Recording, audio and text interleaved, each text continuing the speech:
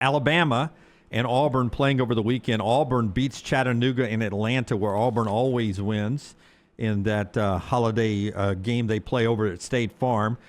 Game a little closer maybe than you wanted it to be for a little bit against a team like Chattanooga, but Auburn gets a win coming off of that unbelievable schedule they've played. Alabama. Pettiford, though, is heating up. I mean, he's averaged 20 points over his last 6 games. Keyshawn Hall's been great, so starting to find that offense. And that's huge as we approach conference play. Now, they lost to Arizona by 29 in Tucson, true road game. And Stephen Pearl had talked about maybe the schedule had caught up to him in that game. And I was thinking, okay, this Arizona team that's coming to play Alabama, they beat Auburn by 29. It's a really good team. And then the betting line came out, and Alabama started as a betting favorite. And I was like, what is going on? Now, I went to Arizona before tip, but I'm sitting there watching Arizona and Alabama play early in this game, and Alabama leads at the half 41-39. I'm thinking, man, Alabama is hanging with a really good basketball team here. And then the second half happened. 28-6 run, the 4th most lopsided loss in Nate Oats' tenure at Alabama. And, I mean, the rebounding, and Nate, we kind of made a joke when he was on the show last week that you always are very emphatic about rebounding, and for good reason. I mean, Purdue killed them on the boards, Gonzaga killed them on the boards, and Arizona 52-32. And you never see this. Alabama had 3 offensive rebounds. Yeah. Oh, boards. You hear Nate Oats, all that. That was the joke we made is if I had $1 for every time you complain about boards after a loss, I wouldn't be having to do this interview. Yeah. That's what Nate talked about after the game, and he makes it sound like it's a long-term problem for Alabama. Here you go. We've got rebounding issues. Until we fix them, we're not really going to be able to beat a good team. We had 2 solid wins in St. John's, Illinois, but the 3 elite teams we played, we've lost 2 because we got our tails kicked on the glass, and today was just as bad as, maybe worse than any of them, because at least against Purdue, we went and got a few old boards ourselves. We didn't get any, and we ended up with 1. Keaton Bristol got 1 old board in the second half. We had 1 offensive rebound the entire second half. I bet that practice is going to be fun. Do we have the sound on Taylor Bobo? Yeah, he didn't like that either. He didn't like his play. I don't think we have that sound specifically. We have the sound about timeout, so if you want that, cut 7, Tyler, if you will. Go ahead. Well, I was just going to paraphrase what he said about Bobo. And I mean, quote Taylor, not even paraphrasing, it's the big factor, plays a lot of minutes, doesn't get many boards at 6'10". Easiest to fix the problem, but if he doesn't want to do it, we will find someone who will. Yeah, that was very direct about Taylor Bobo. He plays a lot of minutes, that's for sure. And then during that, it was at one point 28-6, but it was an 11-0 run at one point, and you could hear fans screaming timeout, call a timeout, call a timeout. Alabama was 1 of 13 during that 28-6 stretch from 3. But, I mean, they would come down, and it would be Aiden Sherrill shooting a 3 or Taylor Bowen. Bong. Yeah, and they were missing Sherrill missed the whole rim one time during that. Missed everything.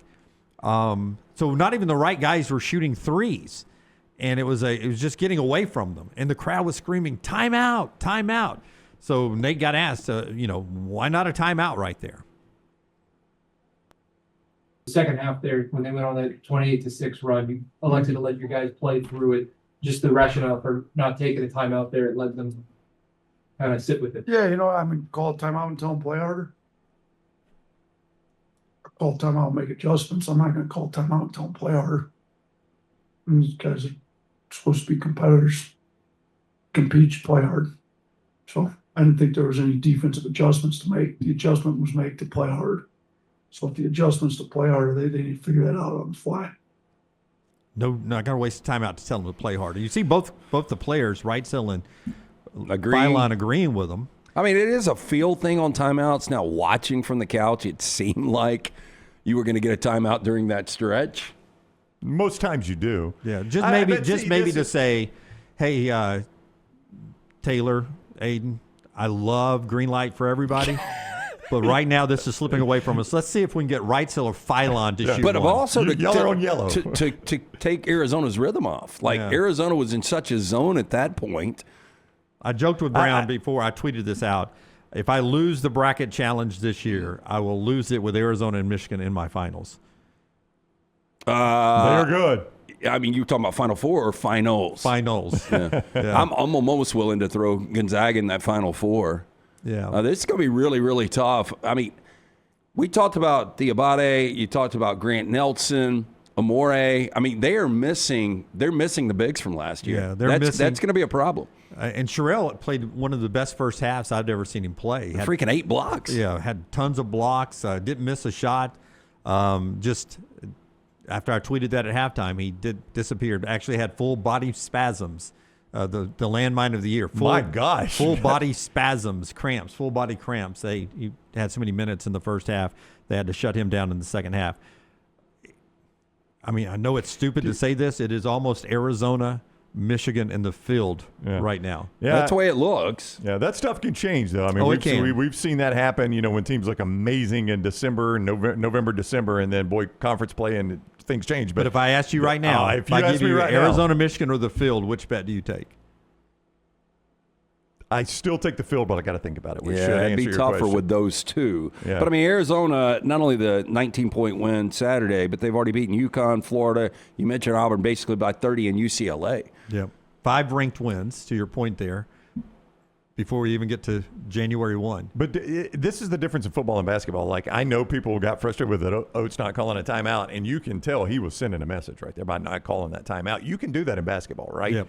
Yeah, because you can lose the game. Yeah, you can lose this game in basketball, and you can go back and say, okay, y'all thought you were good enough just to go out there and half-ass it? I didn't call a timeout when you were half-assing it. What was that run? Again, 28-6, 28-6, Coach. That's how good you are. Yeah. Okay, so if y'all want to half-ass it all year, we'll be in the NIT, Yeah. or you can actually play hard. And that's what people say is the brilliance of his scheduling, Stephen Pearl's scheduling. You play these games now, you correct the problems before you get to SEC play. God, but if I would have said Philon has 24 and 10, and Reitzel has 21, and Sherrill has the 8 blocks, Alabama has 15 blocks, Arizona only has 1, Alabama's up at half. How was this a 19-point game? Yeah. Man, that's pretty crazy. And now 15 turnovers and getting beat by 30 on the boards. Luckily, it was only 19. To be honest with you, it was was it 19 or 21? Whatever it was. It's lucky. It's 21. 21. Luckily, Yep. It was that close. It could have been a lot worse. The way it looked there for a long period of time. Good atmosphere down there. Congratulations to the Night Edie folks for putting that on. CM Newton Classic on.